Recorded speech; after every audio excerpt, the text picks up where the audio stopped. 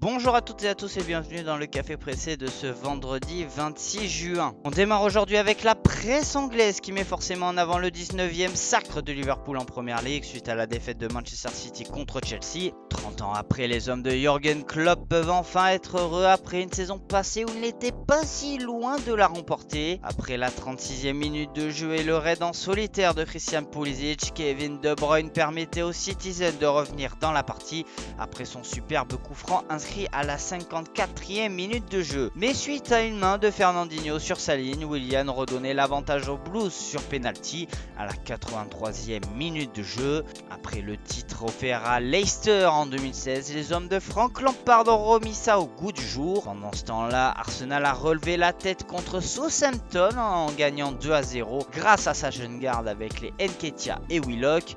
Première victoire pour les Gunners depuis la reprise du championnat. Du côté de l'Espagne, l'heure est au mercato estival et plus précisément au superbe échange entre le FC Barcelone et la Juventus. Pendant de longues semaines, les deux clubs se sont entretenus pour qu'Arthur rejoigne les Bianconeri et que Miralem Pjanic fasse le chemin inverse. Si le milieu de terrain brésilien désirait rester en Catalogne pour s'imposer, il a finalement cédé. Comme l'explique le Mundo Deportivo, les deux clubs se sont entendus pour un montant de 70 millions d'euros pour réaliser cet échange. Et si la Juventus a pu enrôler Arthur, elle le doit également à l'aide de Dani Alves qui a su parler et convaincre le numéro 8 du Barça. En tout cas, le journal espagnol précise que ce départ permet de libérer une place d'extra communautaire qui devrait être récupérée par Lautaro Martinez. Le grand objectif du mercato estival découlé. As de son côté préfère réaliser sa une sur l'excellente forme de Vinicius Junior après avoir été impliqué sur 5 buts en l'espace de 7 rencontres en tant que titulaire. Zinedine Zidane est obligé de changer ses plans tactiquement pour pouvoir l'inclure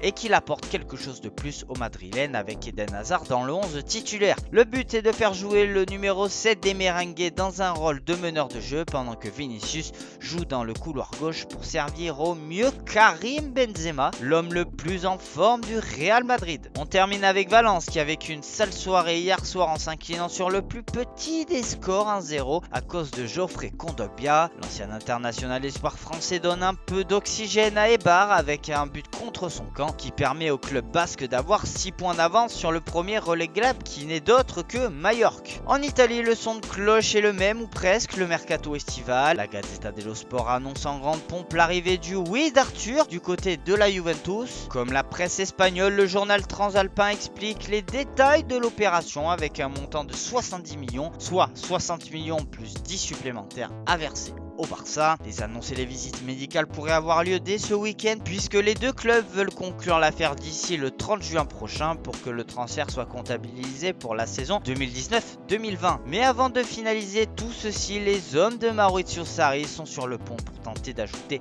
3 points supplémentaires d'avance sur la Lazio en recevant Lecce à l'Allianz Stadium. La vieille dame va devoir faire sans Alexandro blessé et Danilo suspendu, ce qui va laisser une solution inédite. Blaise Matuidi en position de latéral gauche. En attendant, la Gazzetta veut rendre hommage à l'une des équipes en vogue de la Serie A, l'Atalanta Bergame de Giampiero Gasperini. Les Nerazzurri n'en finissent plus d'exploser les records offensifs avec 77 buts marqués en 27 journées de championnat. Mercredi dernier, face à la Lazio, les coéquipiers de Papou Gomez ont montré une certaine force de caractère pour revenir à la marque après avoir été menés 2-0 à la mi-temps. Avec une moyenne de 2,85 buts inscrits par journée, la DEA n'a clairement plus aucune limite en sachant qu'en août, elle disputera les quarts de finale de la Ligue des Champions, les premiers de son histoire. On termine par la France et le quotidien L'équipe qui rend forcément hommage au sacre de Liverpool qui peut soulever la première ligue 30 ans après son dernier championnat anglais remporté.